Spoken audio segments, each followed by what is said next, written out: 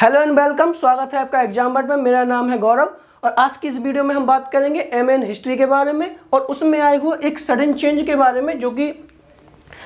अब जेएनयू हो या बीएचयू हो या कोई और अदर सेंट्रल यूनिवर्सिटी हो, उनके जो पोस्ट ग्रेजुएशन के एग्जाम है अब वो सीयूईटी द्वारा कंडक्ट कराए जाएंगे। क्योंकि इस वीडियो का हमारा मेन फोकस जेएनयू का एंट्रेंस है। जेएनयू के एंट्रेंस जो कि यूजी में सीयूईटी के द्वारा कंडक्ट कराने का जो एक इन्फॉर्मेशन आया था, उसके अलावा जो कुछ समय पहले ही हमारे सामने एक इन्फॉर्मेशन आई है कि अब जो एमए के एंट्रेंस होगा, यानी कि एमए जो हिस्ट्री में होगा वो भी अब सीयूईटी के जरिए ही होगा। तो इसके साथ साथ हम इस वीडियो में बात करेंगे कि दो चीज़ों पे कि अभी का सिचुएशन क्या है और उस सिचुएशन से डील कैसे करना है हमें। तो जैसे कि आपको पता है कि जब एमए इन हिस्ट्री जो जेएनयू कंडक्ट करवाता था, इस वीडियो में हमारा फोकस जेएनयू पर ही रहेगा, क्योंकि आपकी जो अदर यूनिवर्सिटीज़ हैं, जो इंपॉर्टेंट यूनिवर्सिटी जैसे डीयू या Jamia, they choose not to be a part of CUET, यानी कि इनका इंडिपेंडेंट एग्जाम होगा और इनका जो पैटर्न या जो सिलेबस था उसी पैटर्न पे होगा, जैसा कि आपने तैयारी की है, जैसा कि आप एक्सपेक्ट कर रहे थे। पर जो चेंज आया है वो आया है जेएनयू के एग्जाम में या बीएचयू के एग्जाम में मोर और लेस, क्योंकि अब वो एक यूनिफॉर्म एग्जाम जो कि एनटीए ने डिजाइन किया है, जो कि यूजीसी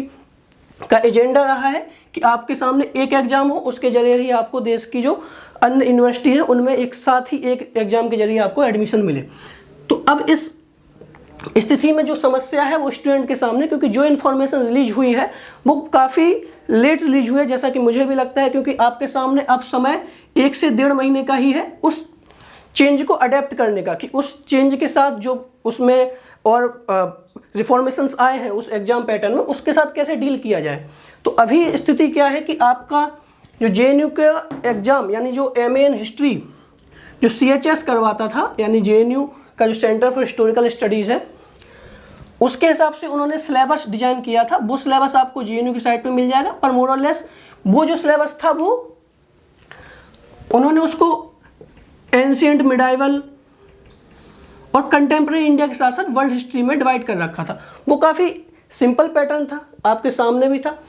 और जो सीयूईटी में अब डिजाइन किया गया है जिस तरीके से सीयूईटी को, उसके अलावा आपका जो कोर सब्जेक्ट यानी जो डोमेन, यानी जो आपको अगर हिस्ट्री में एडमिशन लेना तो आपको हिस्ट्री का एग्जाम देना पड़ता था, उसके साथ साथ जो एक चेंज आया है वो आया है कि डोमेन यानी आपका हिस्ट्री के साथ साथ आपके सामने जनरल एप्टीट्यूड का भी एक पोर्शन होगा। यानी डोमेन के आपके सामने 75 क्वेश्चन होंगे और जनरल एप्टीट्यूड जिसमें math, mathematical reasoning, general aptitude, English, ऐसे जो सब्जेक्ट्स होते हैं वो होंगे। पर एक अच्छी बात बोल सकता हूँ या ब्लेसिंग इन डिस्गाइज कि जो आपका जेएनयू है, जेएनयू ने अभी एक प्रोस्पेक्टस रिलीज किया जिसमें उन्होंने हमें इन्फॉर्म किया कि जो आपका जनरल एप्टीट्यूड का पार्ट है, जो 25% आपका मार्किंग है, वो काउंट नहीं होगा एडमिशन के समय। यानी जो आपका ओवरऑल कट ऑफ बनेगा जेएनयू के किसी भी पीजी कोर्स में, नॉट इवन हिस्ट्री, अगर आप किसी और कोर्स में भी एडमिशन लेते हैं तो जो कट ऑफ बनेगा वो से केवल और केवल आपके 75 क्वेश्चन यानी 75% जो डोमेन के मार्क्स होंगे। यानी अगर आपको हिस्ट्री में एडमिशन लेना है तो हिस्ट्री का, पॉलिटिकल साइंस में लेना है तो पॉलिटिकल साइंस का, और जो पीजी के कोर्सेज का उनका, वो सिर्फ 75 क्वेश्चन पर ही निर्भर करेगा। यानी आपके लिए अच्छी बात यह है कि आपको अब इस जो एक्स्ट्रा जो कोर्सेज थे, यानी कि जनरल एप्टीट्यूड, इंग्लिश, इस सब में आपको उसके हिसाब से समय व्यतीत करने के या समय को अब डिवाइड करने की समस्या नहीं होगी। यानी आपको सिर्फ और सिर्फ डील करना पड़ेगा, अगर आप हिस्ट्री के एग्जाम में बैठ रहे हैं तो सिर्फ और सिर्फ हिस्ट्री से। और क्योंकि अब समस्या यह है कि सीयूईटी में सिलेबस का कितना चेंज आया होगा। हालांकि अगर आप प्रोस्पेक्टस को देखेंगे, जो सीयूईटी का एक इन्फॉर्मेशन रिलीज हुआ है, उसके हिसाब से जो पैटर्न यानी जो सिलेबस में चेंज आया है वो बहुत ही माइन्यूट है, बहुत ही मीगर चेंज आया है। यानी कि आपका एंशिएंट, मिडाइवल, कंटेम्प्रेरी या मॉडर्न इंडिया, और उसके साथ साथ कुछ पोर्शन जो वर्ल्ड हिस्ट्री का है, और एक जो मेंशन कर रखा है वो है कल्चर और आर्कियोलॉजी। अब आप समझिए, आपके सामने समस्या इन सब को लेकर बिल्कुल भी नहीं है, क्योंकि ये जो पैटर्न आप पहले हिस्ट्री के लिए तैयार कर रहे थे सेम वही पैटर्न है, कोई टॉपिक में चेंज नहीं है। ना ही आपको 25% का जो जनरल एप्टीट्यूड का एग्जाम है उसको आपको सीरियसली लेना है। यानी आप दे सकते हैं एग्जाम, बट वो आपका ओवरऑल रैंकिंग तय नहीं करेगा, यानी आप दे सकते हैं, आपकी मर्जी है, पर उससे आपको इफेक्ट नहीं करेगा। वो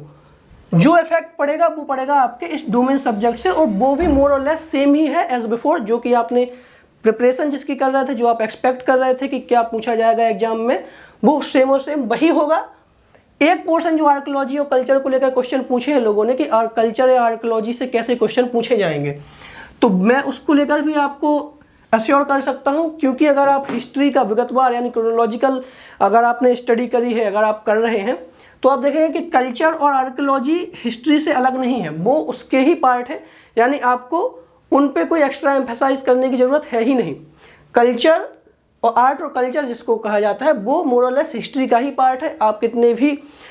उस पीरियड्स में आप जाके, चाहे एंशिएंट इंडिया में, चाहे मिडाइवल इंडिया में, चाहे कंटेम्प्रेरी इंडिया में, आपको एक कल्चर का पोर्शन अलग से पढ़ना ही पड़ता है, चाहे आप हिस्ट्री का जब प्रिपरेशन कर रहे हो। तो इसके लिए आपको चिंतित होने की या इसके लिए ज़्यादा समस्या लेने की ज़रूरत है ही नहीं, क्योंकि कल्चर और आर्कियोलॉजी हिस्ट्री का ही पार्ट है। क्योंकि BHU में का जो डिपार्टमेंट है हिस्ट्री और कल्चर एंड आर्कियोलॉजी का डिपार्टमेंट है, इसलिए उन्होंने इसको मेंशन किया है अलग से, सो दैट कि अगर आप BHU में एडमिशन ले रहे हो तो वो आपके सामने क्लियर रहे कि आर्कियोलॉजिकल डिपार्टमेंट जो है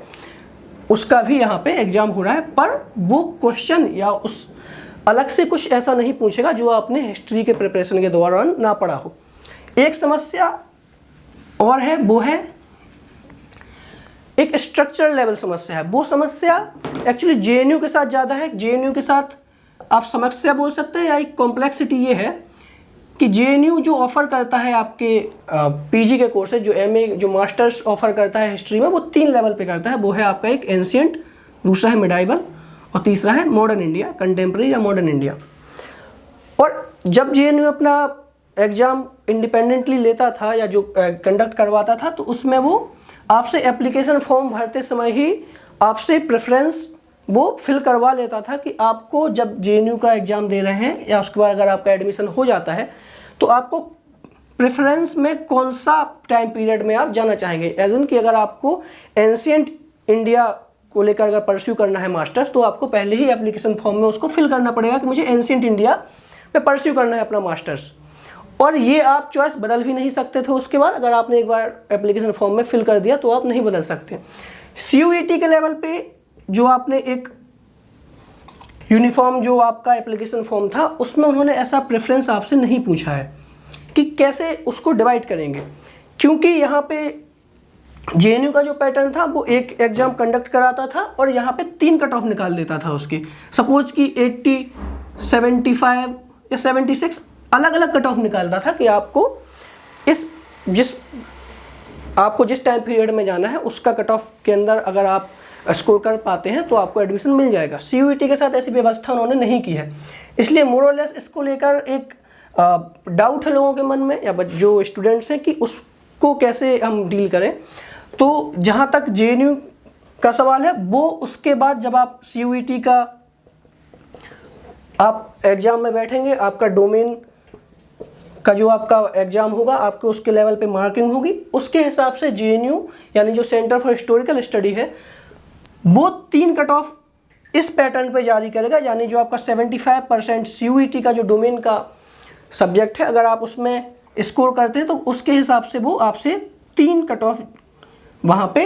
रिलीज करेगा और आप अपनी सुविधा के अनुसार, अपनी कन्वीनियंस के अनुसार इन तीनों में से किसी एक में आप अपना मास्टर्स परस्यू कर सकते हैं। यानी समस्या आपके सामने ज़्यादा है नहीं, समस्या और सॉल्व हुई है और ज़्यादा डिफ़िकल्टी जो थी उससे ज़्यादा आपको, क्योंकि अब JNU का जो एग्ज़ाम पैटर्न है वो कई और यूनिवर्सिटीज़ के साथ होगा। यानी उस जो BHU है, JNU है, उसके अलावा कई स्टेट यूनिवर्सिटीज़ भी हैं, कई सेंट्रल यूनिवर्सिटीज़ भी हैं, उनके साथ आपको एक ही एग्ज़ाम देना पड़ेगा। तो मोर और लेस जो डिफ़िकल्टी लेवल है शायद उसको एक कॉम्प्रोमाइज़ करेंगे, क्योंकि सारी यूनिवर्सिटीज़ को उन्हें एकोमोडेट करना पड़ेगा। तो ये आपके लिए ज़्यादा बेहतर है। और अपडेट्स के लिए आप हमारे चैनल से जुड़े रहिए। आप हमारे टेलीग्राम चैनल को भी ज्वाइन कर सकते हैं, और कोई क्वेरी हो MN हिस्ट्री को लेकर या इस वीडियो के रिगार्डिंग या इस वीडियो के रिगार्डिंग, तो आप हमारे कमेंट बॉक्स में कमेंट कर सकते हैं, मैं आपको रिप्लाई करूंगा। Thank you. आप